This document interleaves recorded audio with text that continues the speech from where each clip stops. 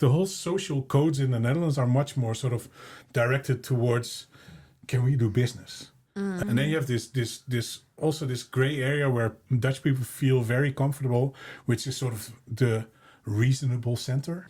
If you see a politician speaking about migration as a problem we need to solve, this is not the politician to vote for.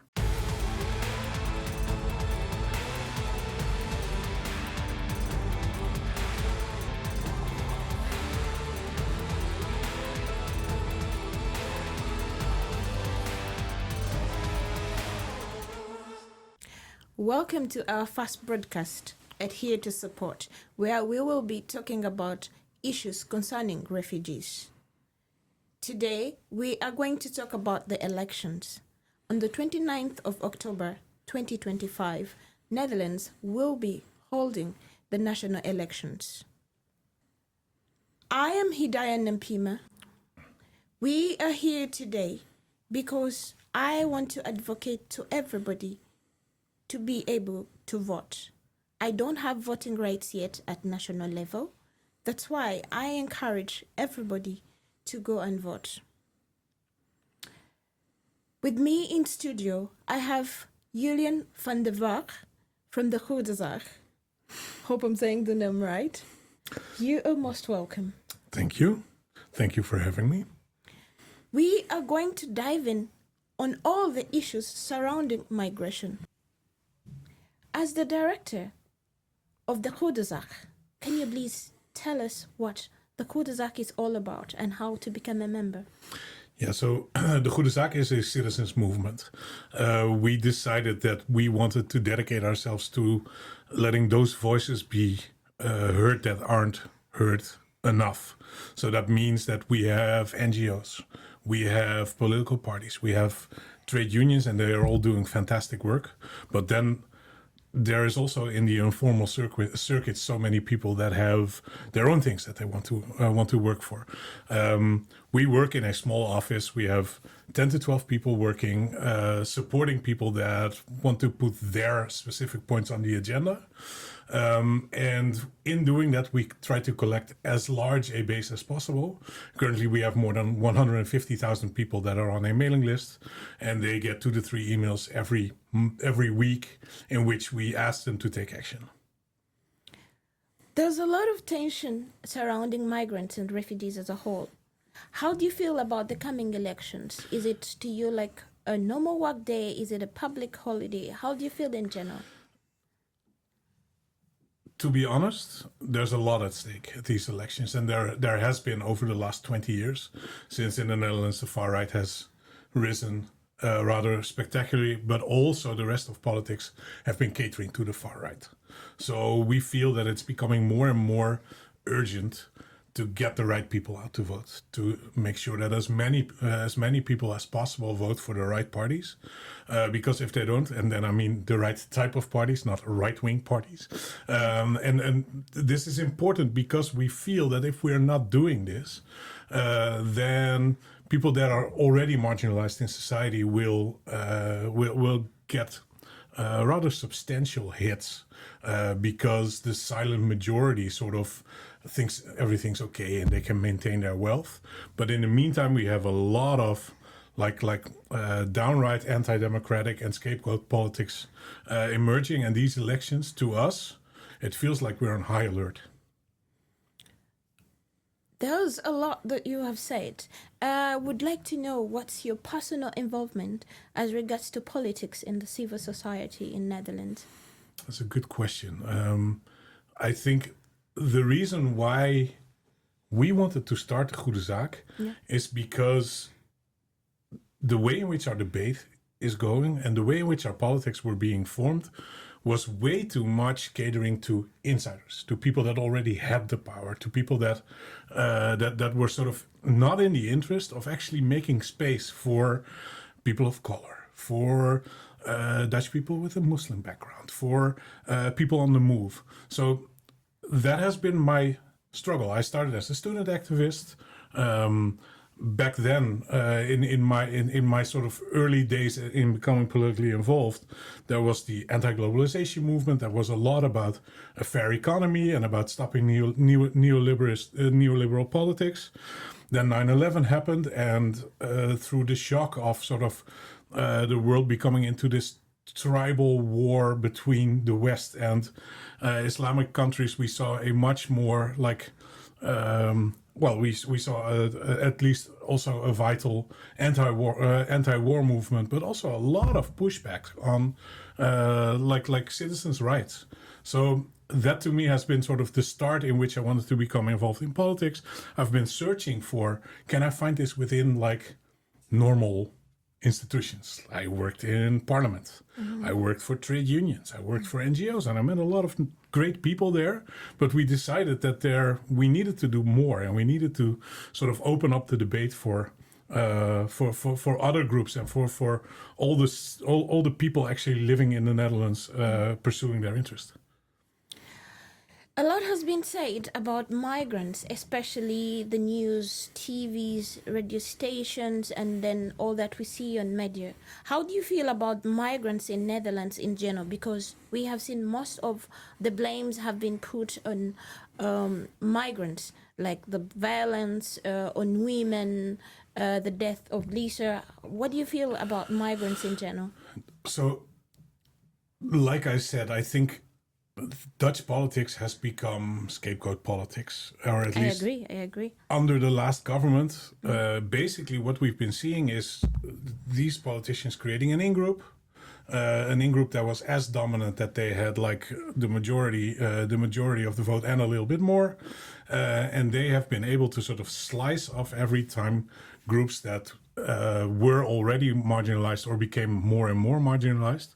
And to be honest, people on the move and migrants have been for sure one of the, to put it a little bit crudely, favorite scapegoats of these politicians. And yesterday, I don't know whether you tuned in, but we had a debate between four party leaders. Geert Wilders wasn't there, but like the leaders that were polling highest after him. And what you're seeing there is, even from left to right, everybody associates migration with a problem. Yeah. Whereas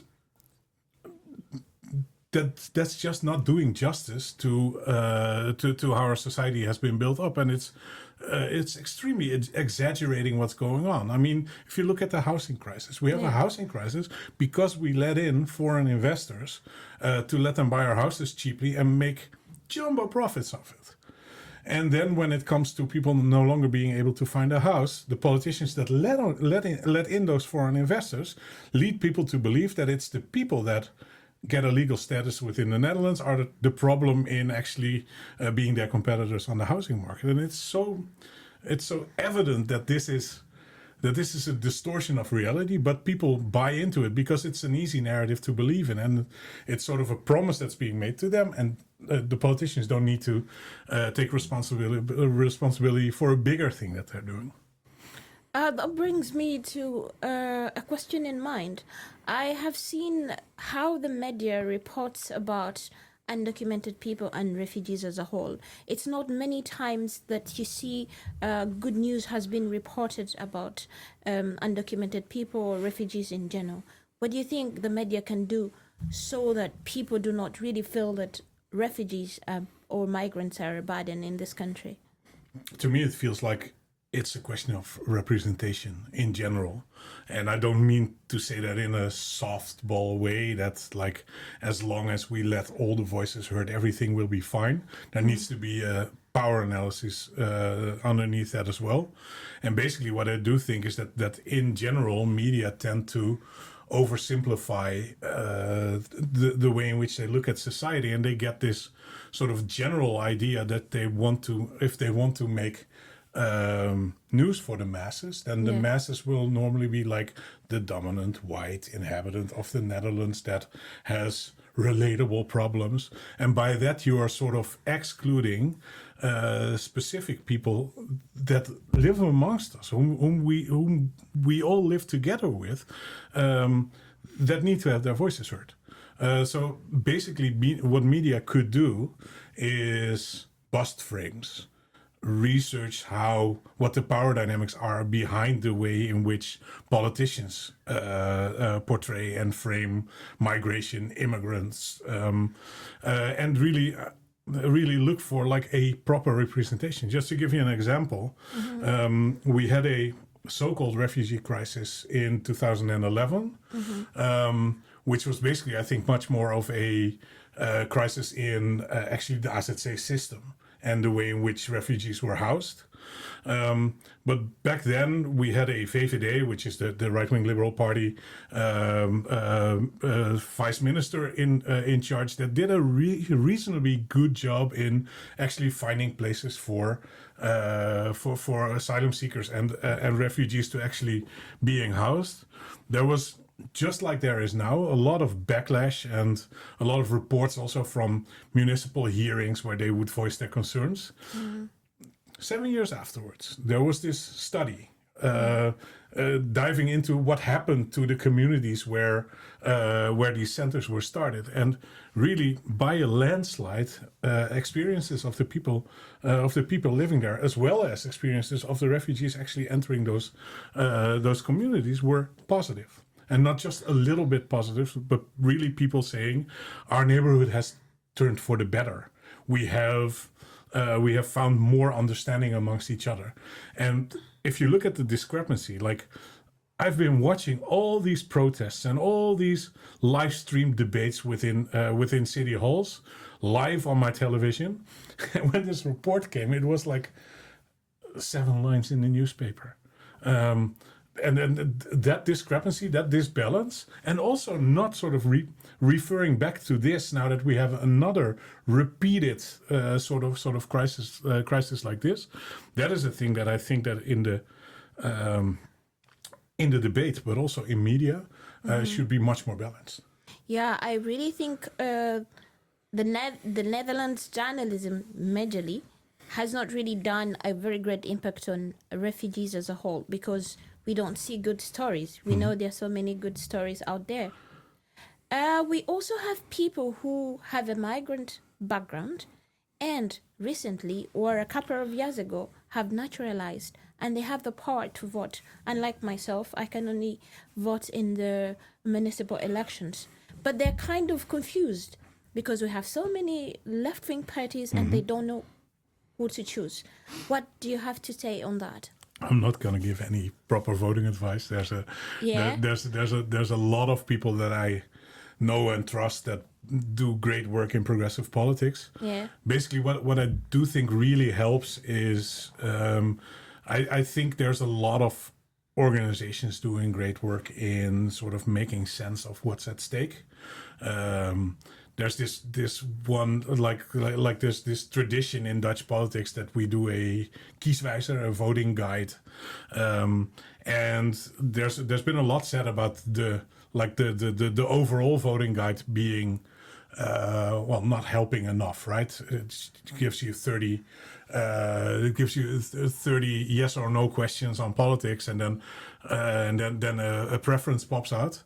What I think is really interesting is that you have all these interest groups that make their own kieswijzers. So I know there's a migration kieswijzer being produced, for instance. I really think it helps get informed, find out like what is really in the programs that political parties put forward. It also helps to sort of look at how did they vote. There's a lot of vote tracker websites, and the better ones also deliver context, because it's always also a little bit complicated to just see like again were they for or against, and maybe it's in the wording of the policy, etc. But I think in general what you should look for is to me it's really to me sort of the dividing line is constitutional or unconstitutional. So even if I really think that over the last period, a lot of even the mainstream parties really went overboard in respecting our constitution and respecting our laws and respecting our rule of law, I'm ruling all these parties out because that is not how you run politics. Then if you look at the parties that still remain, I think there's another line, and that is the dividing line, whether you speak of migration as a problem or whether you speak of migration as a given. Because the interesting thing is that if you look at Dutch society, that's one of the starting points also for us starting De Goede Zaak. 80% of Dutch people completely sees that it makes sense to actually give asylum to people that are underrun for war, for being prosecuted in their own country, for not being able to live their full identity in the place that they were born or in the place that they were living. The only thing is that a lot of politicians have become afraid to just full out say that they will actually serve their interests. So basically, the group of parties that is left that is and constitutional and sees people for people, that would be my sort of, if I like, this is the type of voting advice that I can easily give. Yeah. If you see a politician speaking about migration as a problem we need to solve, this is not the politician to vote for. Oh, yeah, I think our listeners can pick a leaf from that. I understand the Netherlands of late has become extremely far right. Can we have the genesis or part of the history of why it is like that and how it started? Yeah. I can give you the very, very long version, but I can imagine that that's not what we have time for. Not really, but you can give in brief information, because also like people like myself or the young people or those who have just come to the Netherlands would like to know how it started and why is it so extreme at the moment. I am still sort of coming to terms with this as well as a Dutch person, because our self-image has always been that we have been a tolerant country, a country that was that was founded on liberal values and everybody was welcome here. Yeah. To be honest, I think there is a lot to be said about that myth. Basically, the short version of my long version is a lot of our tolerance came from being a country of merchants, wanting to make money all over the world and sort of observing Can you explain that phrase really well? I don't understand when you mean merchant. Yeah, so we were sailing all the seas, trying to develop trade routes, and always the idea was that. In order to be successful in trade, for instance, if we set up a post in Japan, we needed to befriend the Japanese.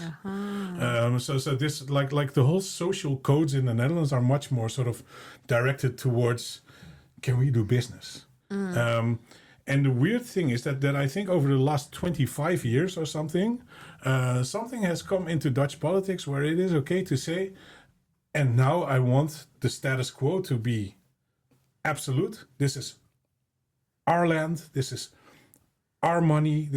These are our houses. This is what we divide amongst each other. And everybody who's threatening that, albeit second or third generation migrants climbing the social ladder or migrants entering the country, there's just a majority that's starting to say, you can't have it. Because we fear that we're getting to lose it, and politicians are hate mongering on these sentiments, and this is not a typical Dutch thing. I mean, if you look at American politics, for instance, or if you look at the Bolsonaro era in Brazil, you see the same thing. It's sort of the middle class that gets that gets legitimized to say we no longer want to share our wealth. And in the Netherlands, this has spiraled way out of control up until a government that was openly racist. That's really sad. Lately, so many parties have adopted the narrative of anti-migration, basing on what you know, what you hear, and do you have some facts why so many parties are anti-migration? Yeah, I think really it's the easiest story to tell. You have this famous cartoon where there's this rich industrial sitting next to a worker saying, "Careful, mate, that foreigner is trying to steal your cookie," while he has this whole pile of cookies standing in front of him. This is basically the status of the Netherlands in just one image. Whilst the rich are getting richer, whilst the middle class is still living a fairly comfortable life, we have entered a political area where it's okay to say, and this is where it stops. And I really do think that we need to pull together as a country as a whole to sort of find that empathy and find the fairness back into politics. And we cannot be activist enough to act upon every early warning sign that you get, whether it's an attack on queer and trans people, or whether it's open racism, or whether it's anti-migration sentiments. These are the clear signs that things are going extremely wrong in this country, and we dedicate ourselves to really stop that in every way possible. In the 8 years I've been into this country, I've seen the Netherlands government fall twice. And it's really perplexed me in the sense that everything is about migration. How does migration have an effect on the politics and the elections in Netherlands?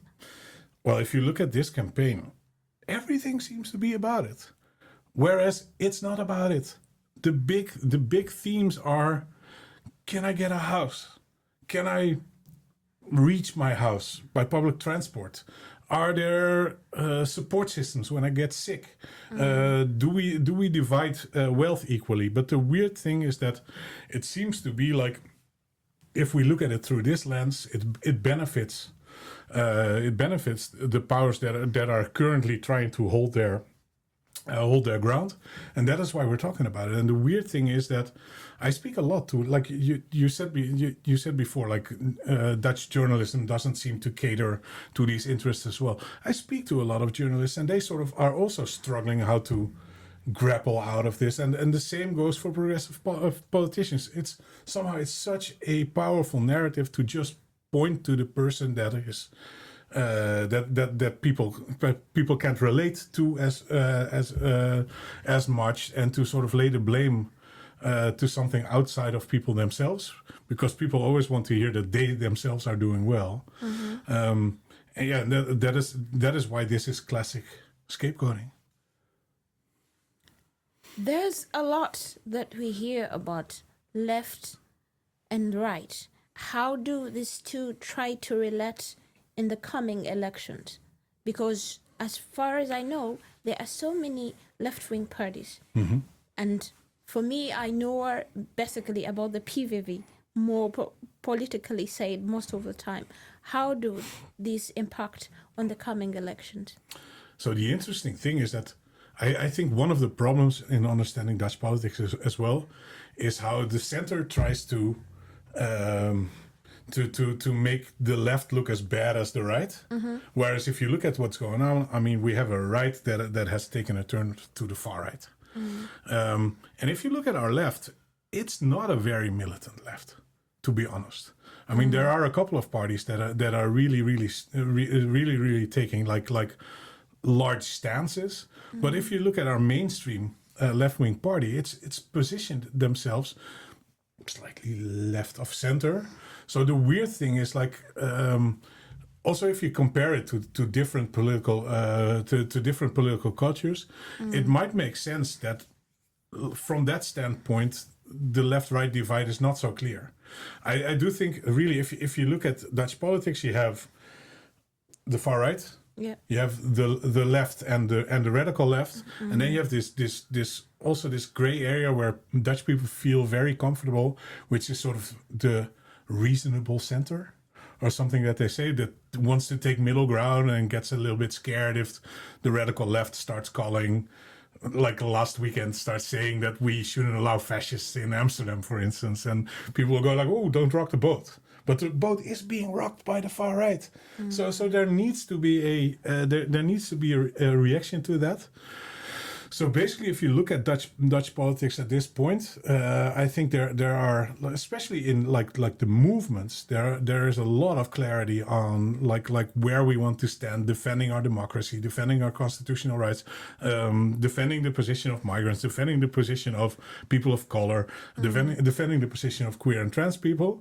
But if you translate it into politics, people will sort of be drawn to, let's all make it a little bit reasonable and palatable because we don't want to fight.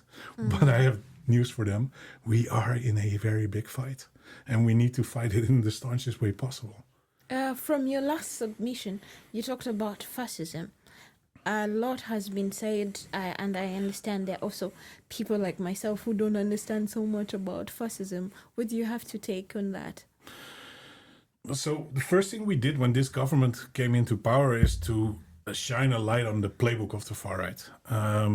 And if you see what's going on there, that is sort of the giveaway that we are slipping into fascism. What does this far right do? It starts to question. The rule of law, for instance, and it also starts to undermine that. It starts to question the legitimacy of the press. It starts to question the legitimacy of judges. It starts to question the legitimacy of facts, for instance, and science.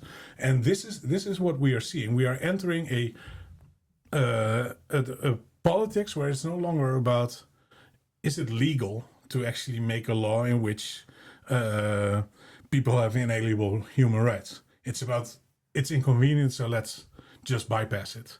Or we have this body that tests, that does a neutral test on whether a law that's being pushed forward is actually solid and actually in line with the Constitution.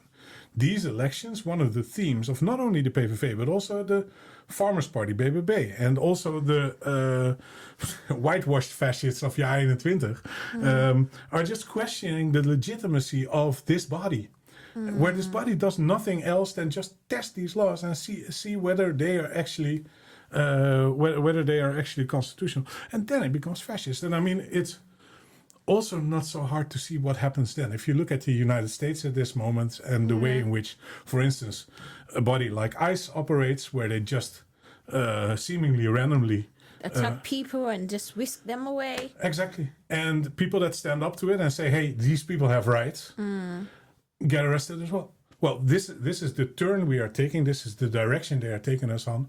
And that is why I have no problem using the word fascist, because these people are not Democrats. So the Netherlands is trying to adopt some of the tactics that are being used in the USA, right? Look at the Antifa motion. I don't know whether you heard of that 10 days ago. We had this debate in Parliament, and at the end, a majority of the Parliament adopted a motion banning the terrorist organization Antifa. There's no such organization. There is this is a phenomenon that's been made up to sort of create an enemy that's not there, and this is what's happening in these politics also amongst parties that used to respect the rule of law. And it's chilling me to my spine that we're actually that this is actually what our politics is becoming. I would love to know about the process, the proposals of left-wing parties concerning migration as opposed to Dutch politics. Yeah. So what I think is that left-wing parties look at migration through a completely different lens. They are actually in it to sort of see where the system is not serving people in general. So, for instance, it's a well-known fact that it's crazy that everybody needs to travel to Ter Apel first to sort of get put in the system, and then they are being moved from AZC to AZC to AZC, waiting for such a while to be able to actually work, to actually get an education, to actually find a community to live in. What the left is looking for a lot is to make the whole citizen permit process way fairer, so the state can't go into appeal and then go into appeal again and go into appeal again, just until they get the outcome they want. So basically, what you see is like there are people in Dutch politics that have a good factual idea of how we should actually improve our migration policy. The only thing is that purposely, I think, the problems that are there in the chain, where what that migrants go to, are being mixed up with the whole sentiment that people don't want to. That on the right side, a lot of people want to do unrealistic things like put the migration number to as close as zero as possible, for instance, whilst not acknowledging anymore that there's human rights treaties, that there's citizens' rights, that there's always going to be migration because this is how the world this is how the world works. So I do think maybe it won't look like it, but at least there is a strong push for like better, fairer, more humane migration policies. Go and vote. There are people with a warm heart. Vote those people into our parliament. Keep on fighting for these issues because this country is not going to correct its course by itself, but it starts with voting for the right people.